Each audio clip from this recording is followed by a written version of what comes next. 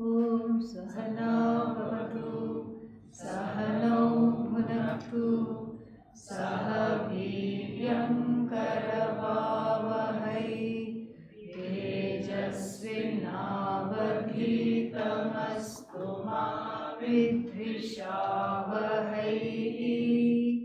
Om Shanti Shanti Shanti. अर्थाय प्रतिबोधितां भगवता नारायणेन स्वयं व्यासेन ग्रथितां पुराणमुनिना मध्ये महाभारतम् अद्वैतामृतवर्षिणीं भगवती अष्टादशाध्यायिनीं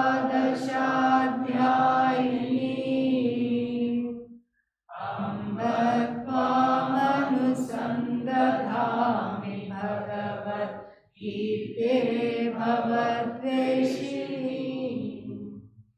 यं ब्रह्मा वरुणेन्द्ररुद्रमरुतः स्तुवन्ति दिव्यैस्तवैः वेदैः साङ्गपदक्रमोपनिषदैः गायन्ति यं सामगाः ज्ञानावस्थिततद्गतेन मनसा पश्यन्ति यं योगिनः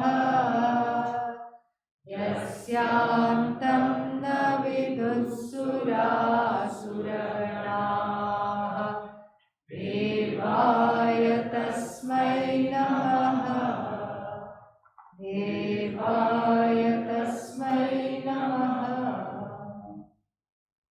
We began the third chapter yesterday. Third chapter of what? Bhagavad Gita. And so far we have seen a lot of things. First is we are honing in on a better understanding of Karma Yoga. Because even though it was given very well in the last chapter, it bears some unfolding, unpacking, and pointing to each thing. This is what it is, this is what it is, these are the consequences of not doing Karma Yoga. These are the consequences of Karma Yoga. All this has to be pointed out because Arjuna is confused. Like everybody. Arjuna is confused. Why? Because he doesn't know the difference. He confuses sannyasa with whatever his concept of non-action is. And then he confuses Karma Yoga with being bound by the results of action. He's not quite sure what this is all about. And so, yesterday we saw that two kinds of wrong assumptions were completely undone by the Lord, by Lord Krishna. Na karmanam anarambhat naishkarmyam purushaha ashnute. The person doesn't enjoy actionlessness just by giving up karma. How nice it would be if that were the case. I just drop whatever I'm doing. No temple seva, no photo gallery seva, no serving seva. I drop whatever it is I'm doing and then let other people study the Gita. Why should I come to class even? I can just be what? Actionless. And actionlessness is Naishkarmya. And in fact, Adi Shankara's student, Sureshwaracharya, wrote one text called Naishkarmya Siddhi. Brilliant text, very nice. Naishkarmya Siddhi. In that, and even here, Lord Krishna is going to point out in that also, that is the main topic of that text. he points out, and he's going to elaborate on that in the next coming verses, that by giving up action, you don't become actionless. Why? Why not? Because actionlessness is not something to do or not to do. It is an attitude in the mind. It has nothing to do with doing or not doing. That is one thing he clarified. That's like right in the beginning he clarified that. What was the other assumption? Sannyasa. Nahi sanyasanad eva siddhim adhigacchati. Moksha is not gained by wearing orange clothes. That also would be very easy. Amazon.in, and then you search for orange dhotis, and then you pick the shade of orange that you think goes with your skin tone, and then the rest is done. I have moksha. When? Tomorrow it's going to be delivered at the security guard gate. It's going to be delivered at 5 o'clock. Moksha is going to come in a package from Amazon. It would be very easy. But that too, by wearing orange, by taking what is called sannyasa, moksha is not assured. Why? Because many people can be mukta purushas without taking to this life, and many people can take to this life and still not be mukta purusha. It has nothing to do with that. So what is sannyasa? It's a committed way of life in order to drop all the roles given by society because my head is on fire. And so therefore I cannot wait. I want to drop all roles, I want to drop all responsibilities, and I want moksha yesterday. And so therefore this is how I want to do this. And so the tivra moksha ichha is there, tivra mumuksha is there. And so the sannyasi also takes to a life of jnana. Sannyasi also attends Gita class, and then Karma Yogi also studies Bhagavad Gita. That is not an option. Both have to study.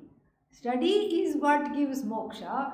Sitting quietly without action, which is also an action, as we saw in the story of the simply sitting Swami, how difficult it was to sit simply, and so all that is an action. You can't remain without doing any action. That also we saw.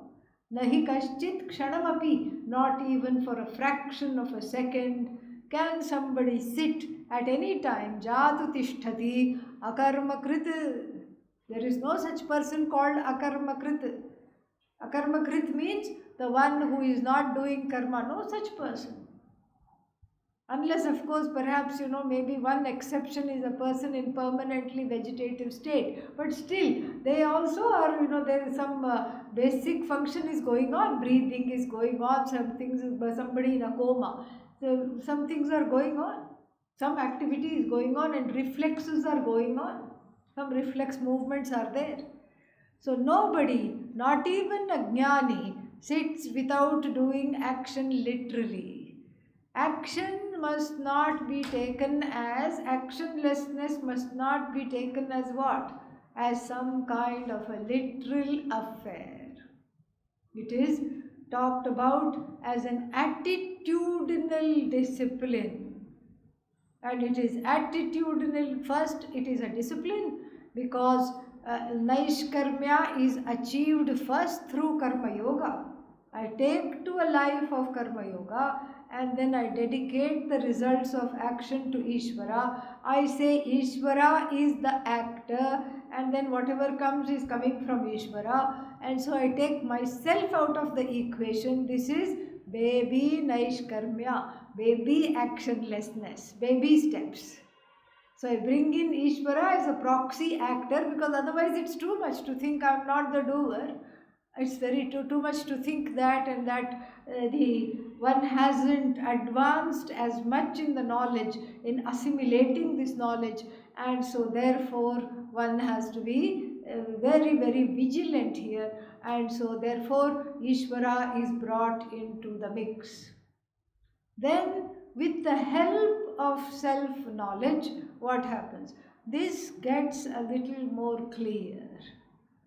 Naishkarmya gets a little more clear, and that is going to be expressed beautifully in the 5th chapter, where the person says, eating, drinking, everything, I'm not doing anything. I'm as though eating, as though drinking, as though going, as though coming. And so that as though, the understanding of the words as though no longer remains as though. It is properly understood.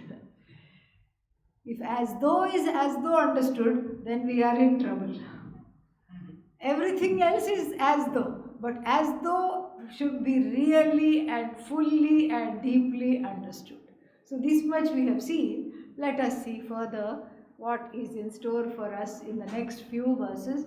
As I said, the verses 3 to 9 is going to expand on what was said in verse number 4. So verses 5 to 9 will expand on that.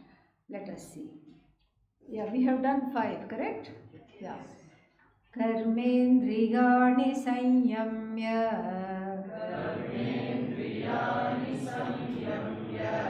ya aste manasa smaran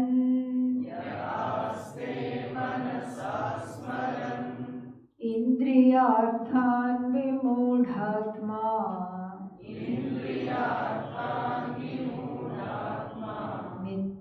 मिथ्याचारस्य उच्यते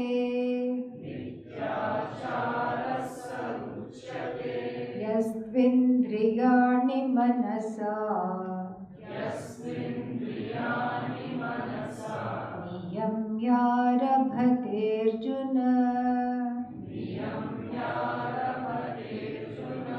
कर्मेन्द्रियैः कर्मयोगम् असक्तः स विशिष्यते. Verses number 6 and 7 give a contrast of two different kinds of people. The first one is the one who has taken the concept of actionlessness literally. Literally, meaning I should be actionless. So what should I have to do? I have to discipline the organs of action, because organs of actions are doing the action. So the hand is going to catch the book, catch the glass, catch the table, wave to somebody. This is what the hand is doing. So I catch hold of that hand, and with this hand I catch hold of that hand, and then I train the organs of action. The hand suddenly goes, no, come back. Sanyamya, karmendriyani, sanyamya, training the karmendriyas. Yaha, the person, which person? Aste, sits quietly. Manasa smaran. Manasa smaran means not Ishvaram smaran, no, not thinking of japa or doing japa or contemplation or anything like that. Smaran aste means thinking of all the things one could have been doing when one is disciplining the organs of action into just sitting with oneself. Pujya Swamiji used to tell many stories of these so-called actionless people. Here in Rishikesh itself, Lakshman Jhula in his times apparently was full of many kinds of people that he used to talk about. One Babaji was there, and they said that he is so actionless that he will not even eat food. He will not even eat his own food. But then there were two ladies on either side of him, and one of them used to feed him, and then he used to obligingly turn his head and take the food into the mouth. And then this lady from this side would feed him something and he would take the food from this side of the mouth. So he is not eating with his hands, but he is eating with the mouth. Is that an action or not? Yes, it's an action. You can't call the person actionless. Yes, maybe there is a lot of vairagya, and if somebody feeds, the person eats to oblige them. That may be there. No problem with that. But you can't call the person actionless. Neither does the person have to be actionless. So, Adi Shankara, commenting on this verse, translates the word mithyachara. Mithya here means false. Don't go all Vedantic on me and say dependent reality, dependent on Brahman. No, that is not the meaning here. It is just plain false. Mithya means false. Mithyachara means the one of fraudulent conduct. Fraudulent conduct doesn't mean that you have to be able to, you are cheating somebody or not. That's not the point.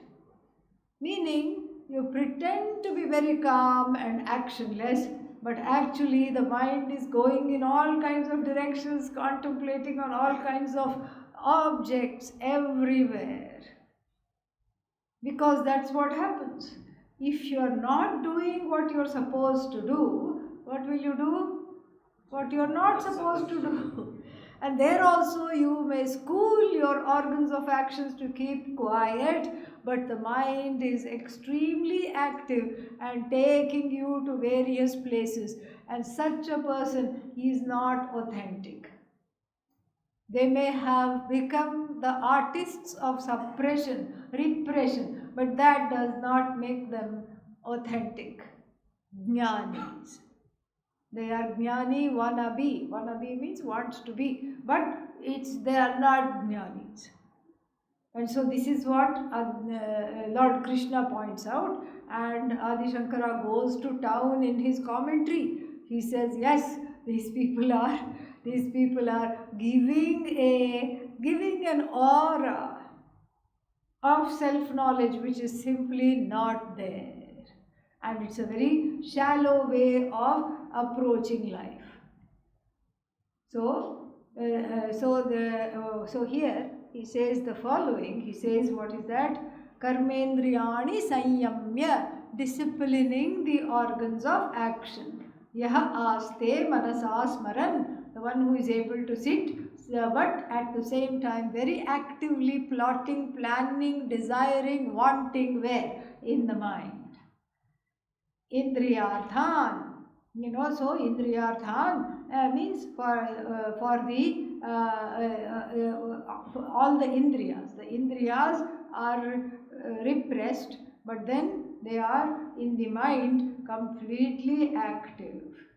Indriyas are thinking about whatever one wants. And so such a person is called mithyachara. Achara, conduct. Mithya, deluded conduct, one of deluded conduct. The conduct is not in keeping with what the Shastra talks about as a jnani. This person is neither a jnani nor a karma yogi, just a performer. Someone who just performs for the sake of impressing others. This is called presentation of self. The self-presentation is very quiet, very much like this, because I want to make an impression on people. Why do you want to make an impression on people? Because precisely I am not quiet and I am not actionless. So therefore I want to make the opposite impression on the people. Why? Because I care what they think. Why do you care what they think? Because I don't think very highly of myself. You see how this all goes back to Raga Dvesha psychology. I don't think very highly of myself. I have, what is that? I have a sense of lack. So as soon as I enter a room, I want everybody to approve of me. When? 24/7, 365. What does that mean?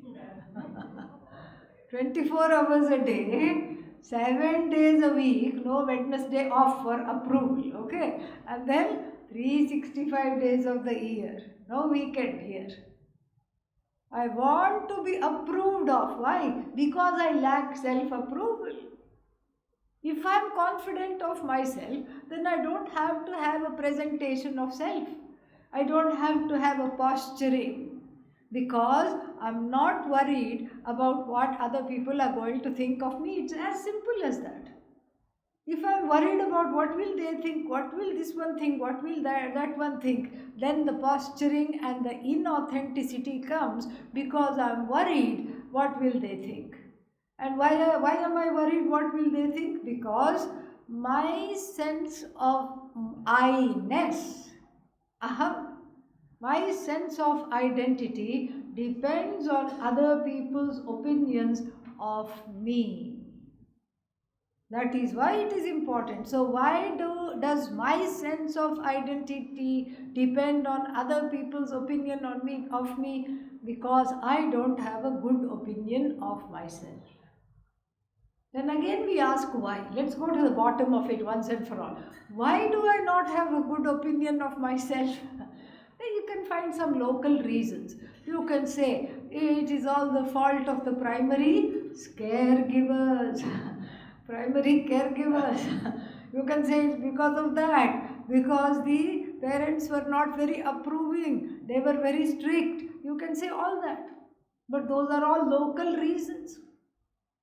What is the ultimate reason why I do not approve of myself 24/7, 365? What is it? Ragadvesha also local reason. Go even beyond that. Why do I have this particular raga for self-approval? Ask that. Ignorance. Yes, you will never go wrong in a Vedanta quiz if you say ignorance. Because that is always the cause. If you don't know the answer, say ignorance. Better to say ignorance, avidya, or atma ajnanam, self-ignorance, rather than say I don't know, I am ignorant. Don't say that. Say self-ignorance. Self-ignorance, really. This is what is at the bottom of my insecurity. That insecurity that I am not okay, I project onto other people's views and eyes of how they see me. And they may not be thinking that at all.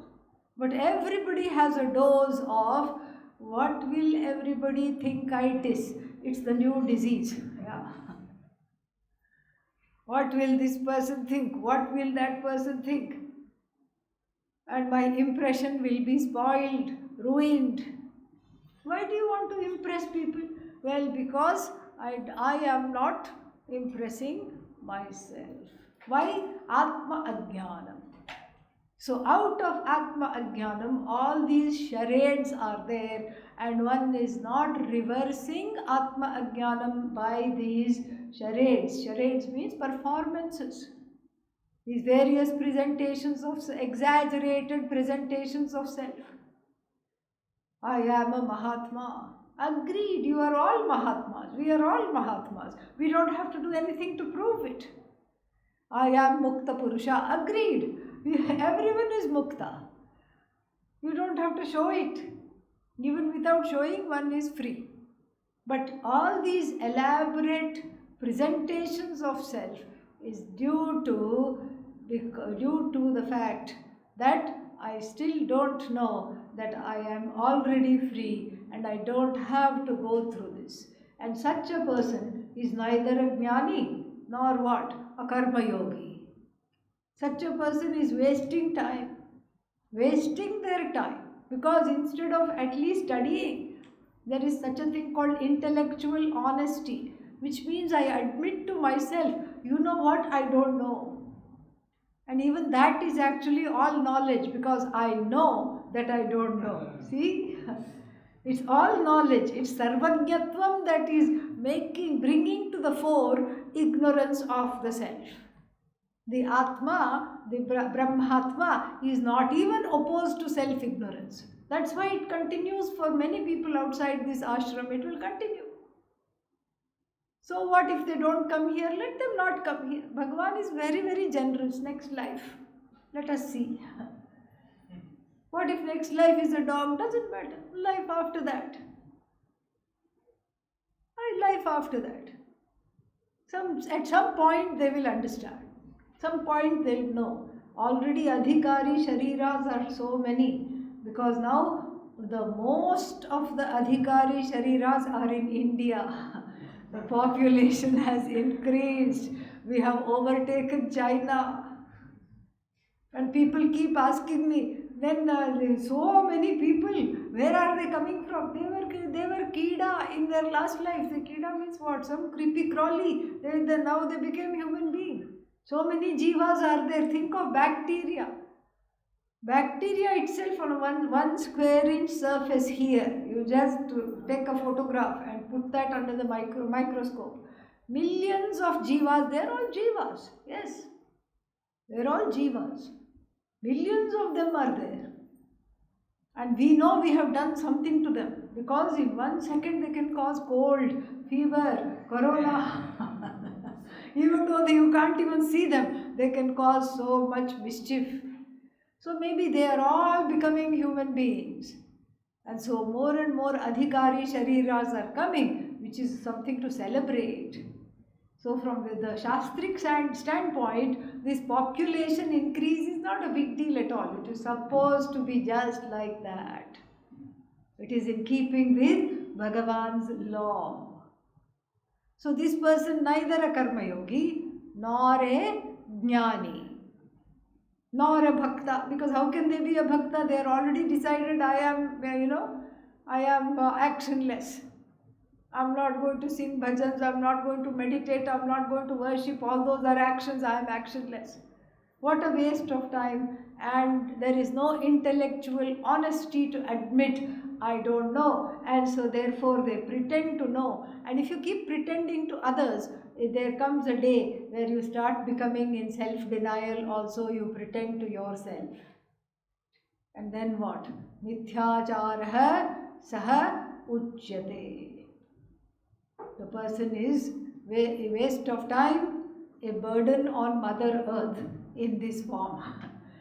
And then two, whereas yaha, the next verse talks about a person who is opposite of that. Yahatu indriyani manasa niyamya karma yogam arabhate he Arjuna. He Arjuna, yahatu indriyani manasa niyamya karma yogam arabhyate karmendriyaihi asaktaha saha vishishyate. Yahatu, whereas that one who indriyani manasa niyamya, the person who is on the road of reducing and then eliminating ragadveshas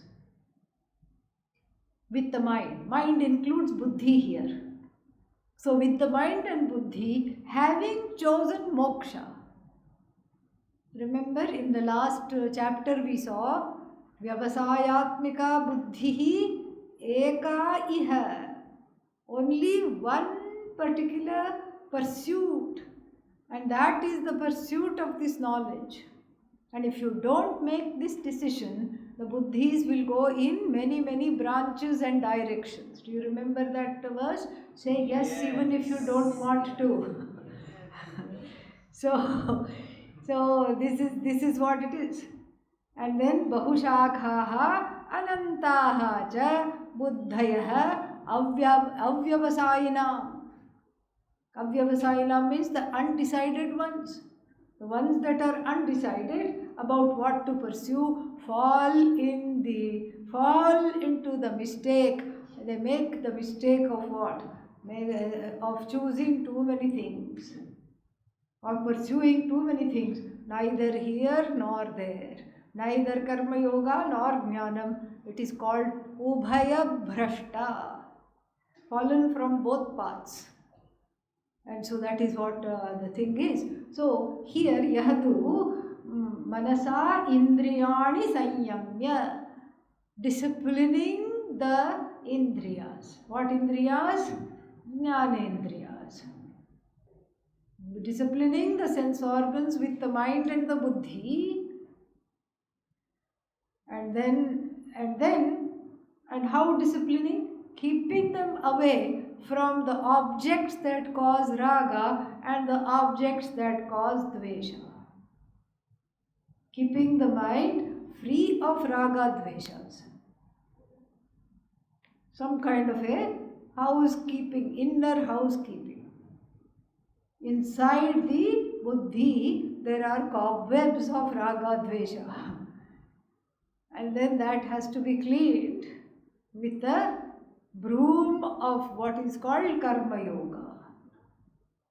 And so the raga dveshas are cleaned off. Why? So that the jnanam doesn't become dusty. If the cobwebs and all these, what are they called? Little dust bunny, they are called. Little pieces of dust. They are there, dust bunnies. And then, so if they are not cleaned, then the knowledge will not have a place to sit in. The knowledge cannot visit a buddhi that is already filled to the brim with raga dvesha. Filled to the brim.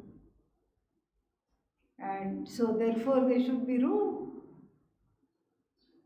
It's like that story of that man who had 3 sons and he was confused who to leave this. He had some kind of a cotton mill. Who to leave this to? And he didn't know. And then he called all the sons, gave them one house. He had many houses, was a rich businessman. Gave them one house and said, let's see what you do with this house in 1 month. After that I will come and visit and then I will decide what to do. Who to give all my property and my business to. So the eldest and youngest were of no good. They were really very foolish. And so since he had a cotton mill, he thought, oh, father likes cotton. So he got a lot of cotton balls, the bales of cotton, and he shoved it in every room, filled it up this way.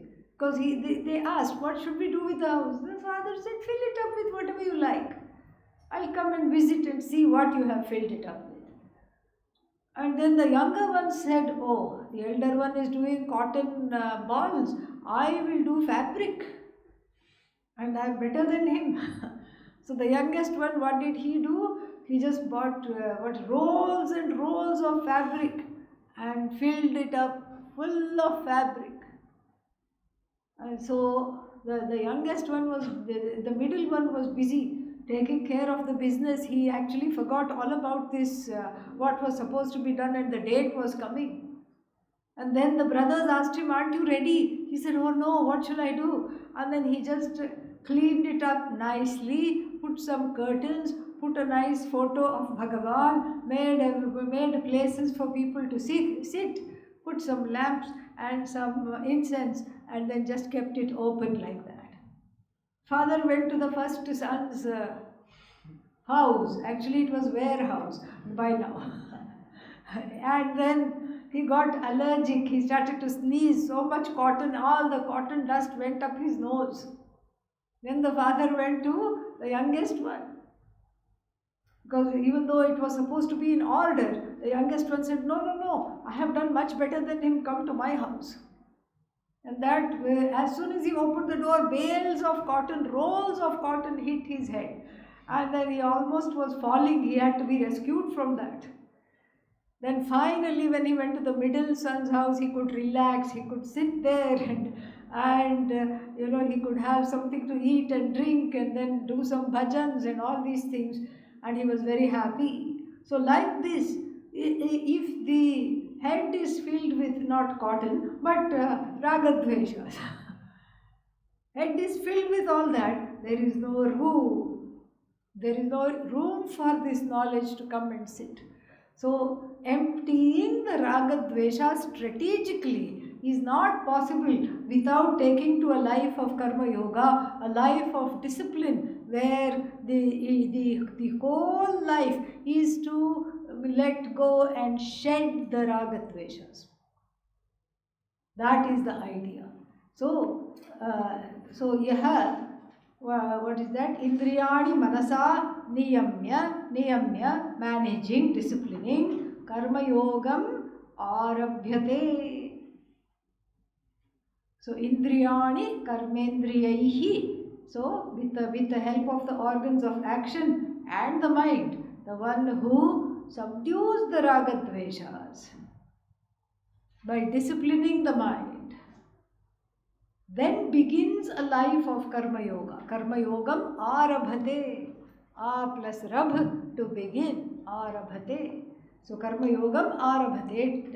Actually there is no beginning karma yoga, because it's not an action. It's not, karma yoga is not something you do. So what is it? We can translate it like this. The one who takes to a lifestyle of karma yoga. One who starts practicing karma yoga as a lifestyle. Asaktaha means giving up all the things of desire, not being attached to anything. Agate swagatam. Nirgate, there is something I forgot. Nirgate, tata, bye bye. That's what you have to say. Agate, when it comes, it's whatever comes you welcome. And when it goes, don't shed tears and cry into your napkin. Don't cry into your hanky. If you start crying, that's when the ragadveshas will do their hanky-panky, means mischief. And so therefore, this is what is the thing. This is the advice that is given. Taking to a life of karma yoga is far, far better. Saha vishishyate. Such a person stands out.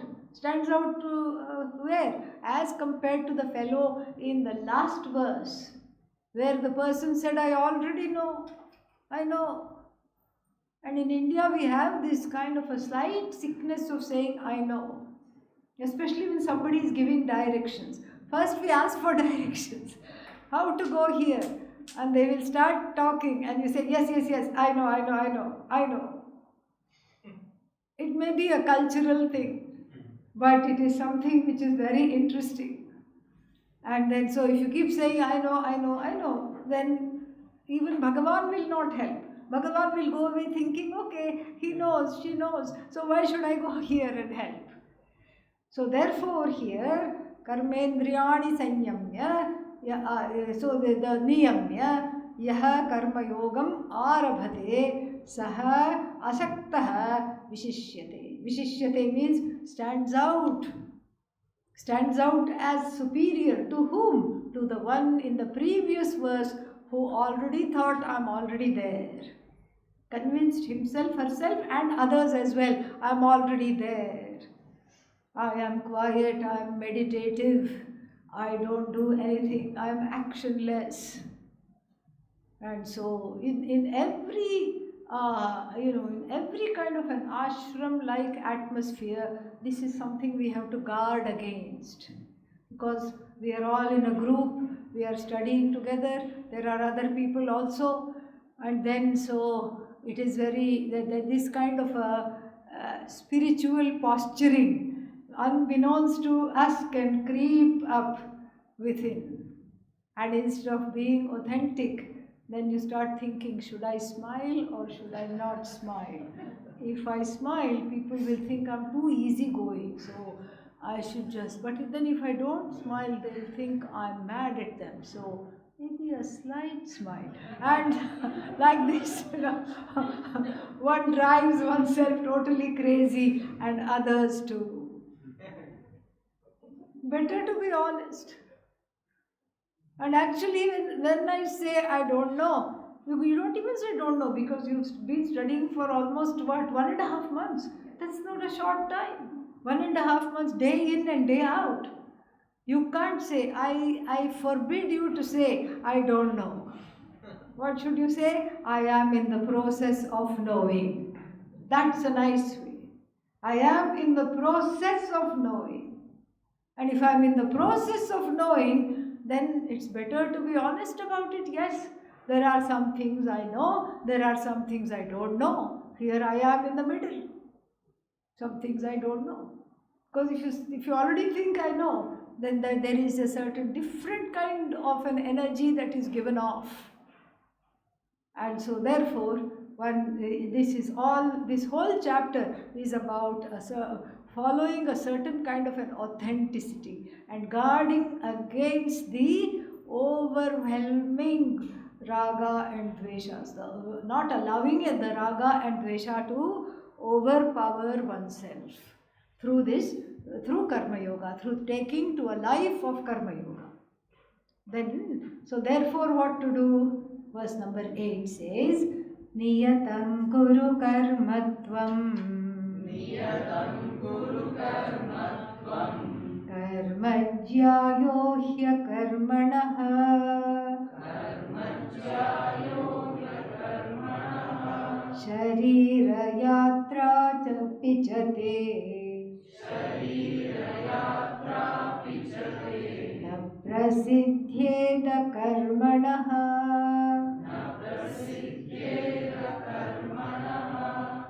Therefore, Arjuna, niyatam, all the time, whatever is prescribed, niyatam, karma kurutvam. Keep doing what you have to do. Here again, karma yoga is described all over again because Lord Krishna found that Arjuna was not clear what it was. Niyatam karma kurutvam, very straightforward Sanskrit. All the time keep doing what you have to do, because if you don't do what you have to do, the mind will go towards doing what you must not do. So why should I do karma? Karma jyayah. Jyayas means better. Given at the beginning of this chapter, we saw this verse. Jyayasi chet karmanaste, same thing. Jyayasi buddhi, that was qualifying the word buddhi, that's why it was feminine in verse number 1, and here in verse number 8 it is masculine. So karmajyayah akarmanaha. So it is better to be an actor without the raga dveshas operating than to not act at all. Because really speaking, there is no such literal thing called actionlessness. A thing called actionlessness is simply not there. What are you going to do if you are actionless? How are you going to be? Sitting down, that's an action. Lying down, that's an action. Not moving, that's an action. Muscles are involved in not moving. They are holding the body steady. It's all an action. You cannot not act. Whether you are a sannyasi, whether you are a karma yogi, whether you are a jnani or an ajnani, everybody acts. Why? Because the body, mind, sense complex is under the spell of the three gunas. We saw that yesterday. It is under the vasha of sattva, rajas, tamas. So therefore it cannot sit without acting. It cannot be without acting. Because this is what is called the journey of life. The journey of life this is what it is. You have to do things. There are things you do every day to upkeep this body. There are certain things you have to do. Some exercise the body needs. You can't be a potato. What is that? Couch potato. There is an expression. Sitting on the couch like a sack of potatoes.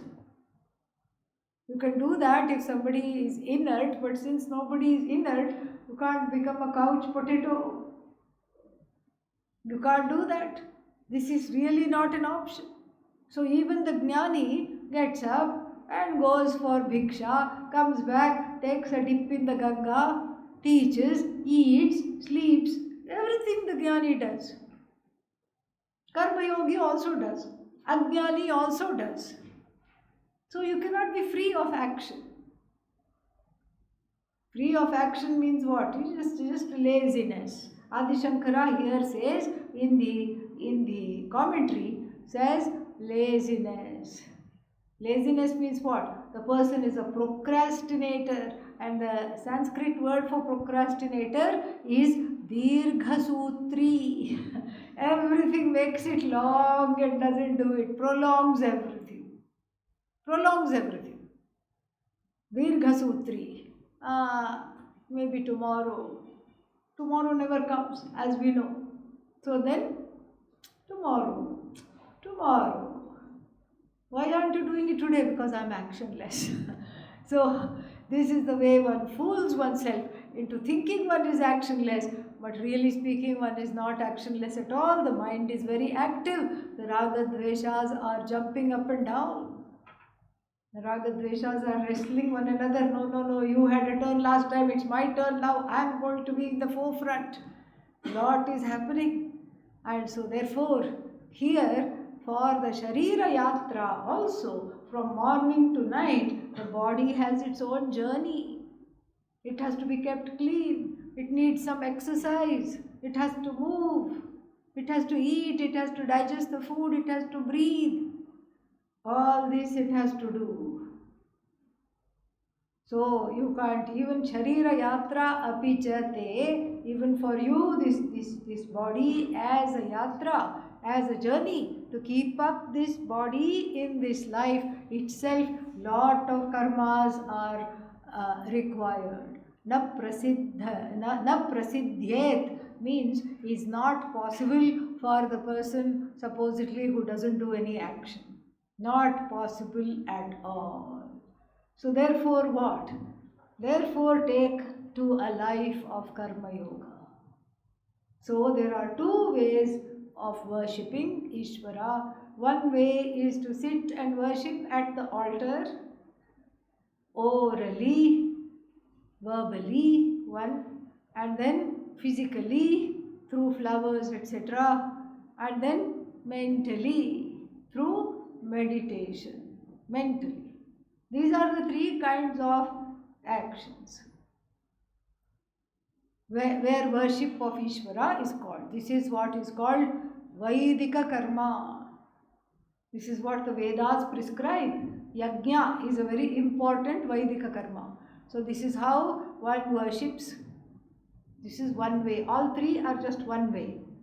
Another way is to have the worshipful attitude in anything and everything that I do. Whether it is spiritual karma or secular karma, doesn't matter. I have an attitude of worship. What is this attitudinal worship? I don't see what I am actually doing.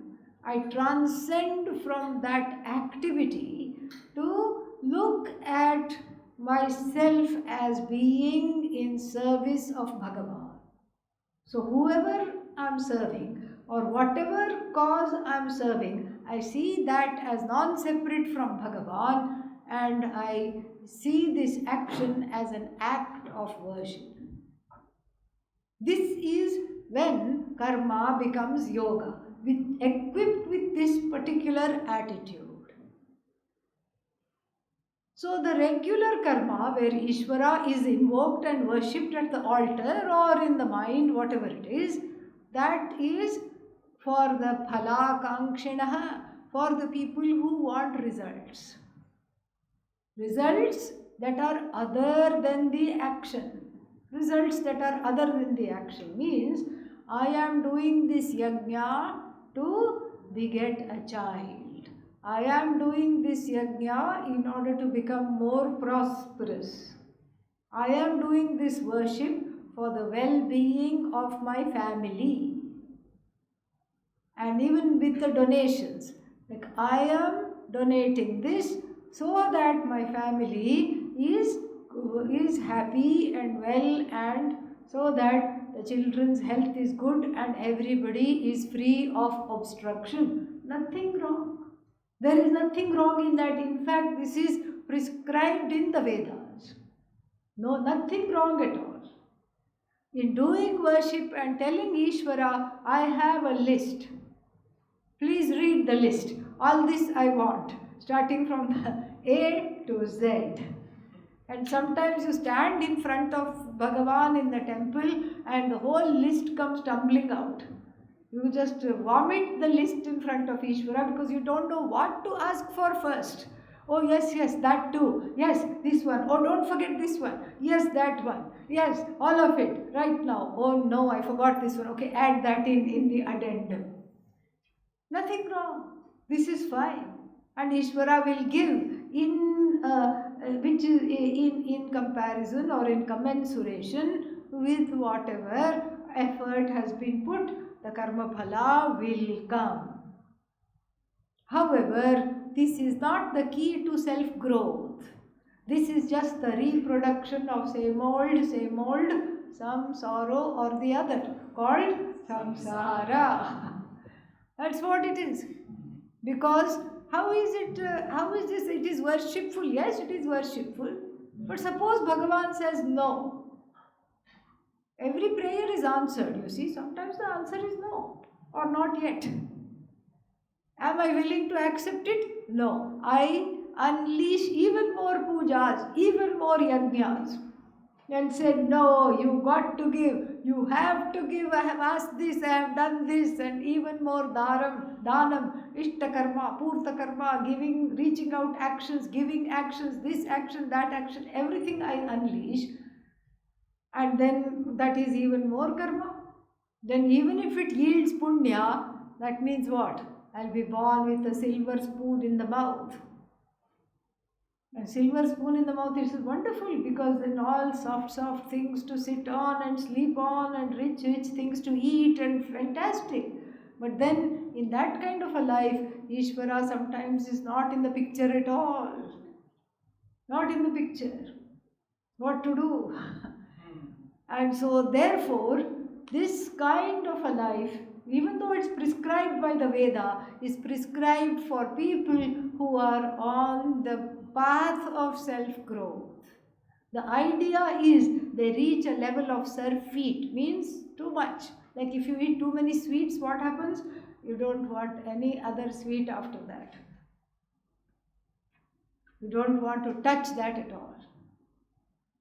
And so therefore, like this, there is a kind of a surfeit of too much karma, too many results of action, and then what is this? Is this life? And so I grow to karma yoga.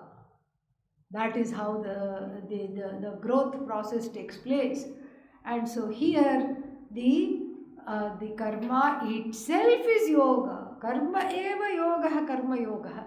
This is how the thing is. Yoga means it's a union with Ishvara. So there the raga dveshas don't have anything to do, and the karma itself becomes the karma phala. For whom? That one is called karma yogi. Look here, in the first instance, the karma yields karma phala, which has nothing to do with the karma. Correct? So I worship Ishvara with flowers, and what is the karma phala? Not worshipping more again with flowers. Karma phala is, I want a better house, I want a better spouse, I want more money, I want a better life. That is the karma phala, desired karma phala. Here, the growth here happens because the karma itself is the fruit.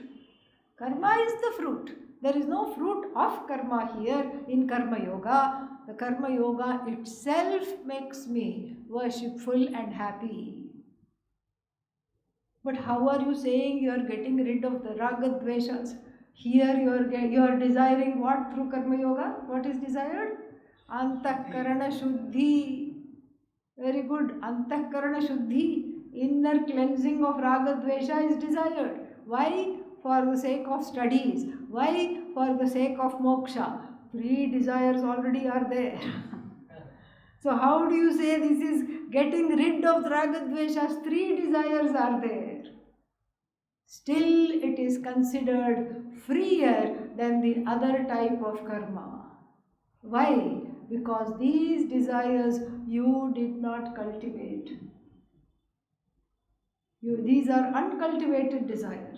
Desire for antahkarana shuddhi, desire for dharma, desire for antahkarana shuddhi, desire for moksha, which is all because of moksha. Desire for moksha is an uncultivated desire.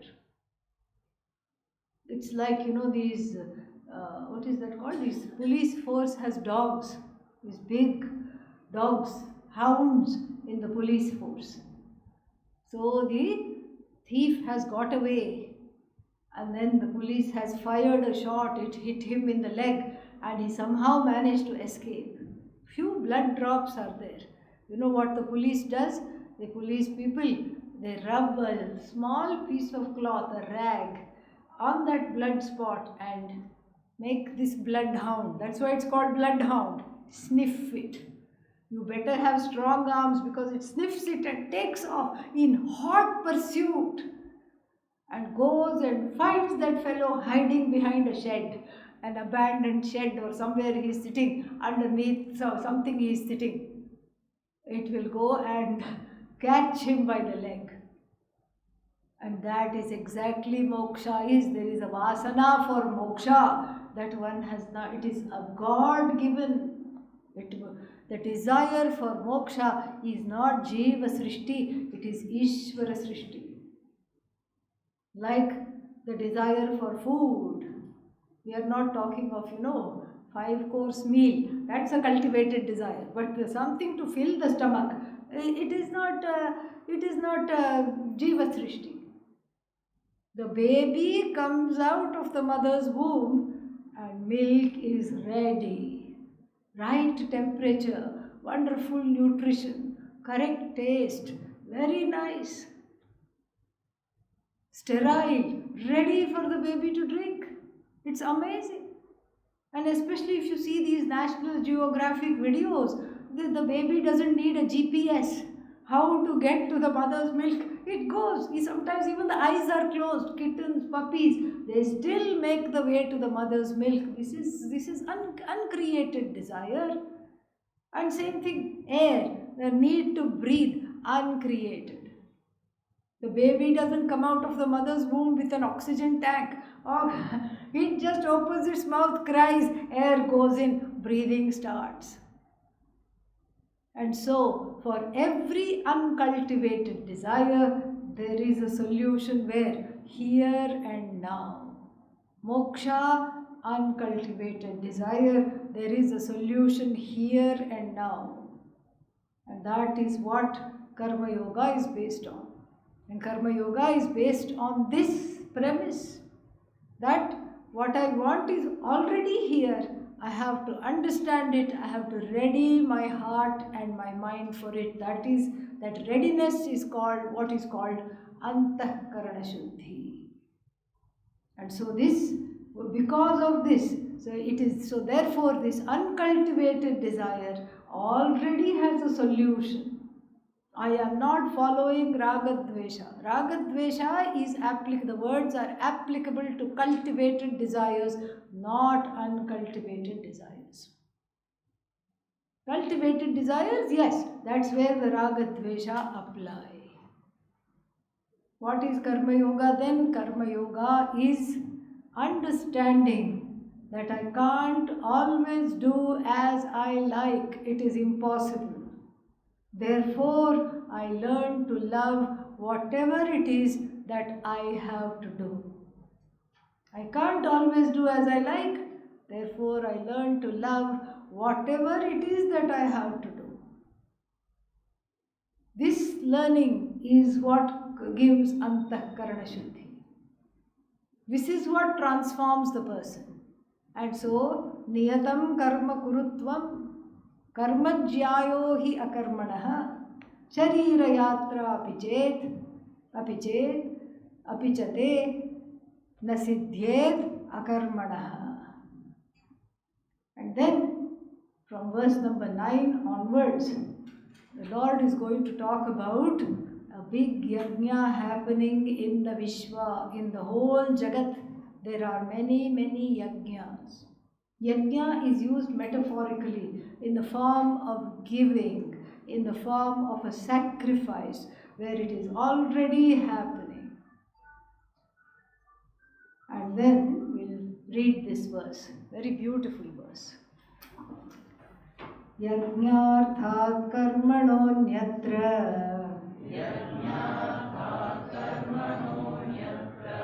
lokoyam karma bandhanah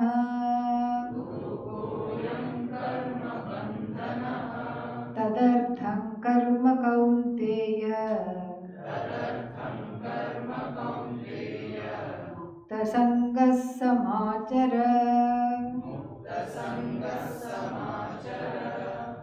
Anyatra means other than yajna, any type other than, with a spirit of yajna, any type of action done is equal to bondage. That is when karma binds. When you do it while being a karma phala holic, while being addicted to karma phala, when you do, that is when action binds. But if you do it with the spirit of yajna, letting go, then it frees. Mukta sangaha, letting go of the penchant for producing the results of action. Mukta sangaha samachara. Please do this kind of a karma. Then karma, you don't have to be scared of karma. Because karma will bring karma phala, that doesn't mean you should have a karma paralysis, action paralysis. Continue to do karma, but do it from the spirit of not wanting the results of action, wanting instead self-growth, antahkarana shuddhi, the readiness for knowledge, and wanting the joy of doing, of discovering whatever it is I have to do. The joy of discovering action as worship. Do it from that place and you are safe, Arjuna. And then verse number 10 onwards, he's going to describe, Lord is going to describe this yajna in detail, and that's going to be taken up again in some detail in the chapter 4. Next chapter we'll hear all the different kinds of yajnas that people are doing in the world. But now we are just going to talk, starting tomorrow, we will talk about how the spirit of sacrifice is there in the universe, and how if the person who stays away from participating in the spirit of sacrifice is actually causing disturbance to the order. It is actually a papa karma. More we'll see that. Om Purnamadav Purnamidam Purnat Purnamudachyate Purnasya Purnamadhaya Purnamevavashishyate. Om Shanti Shanti Shanti. Harihi Om Shri Gurubhyo Namaha. Harihi Om. If there is anybody who did not receive Dakshina today, please come.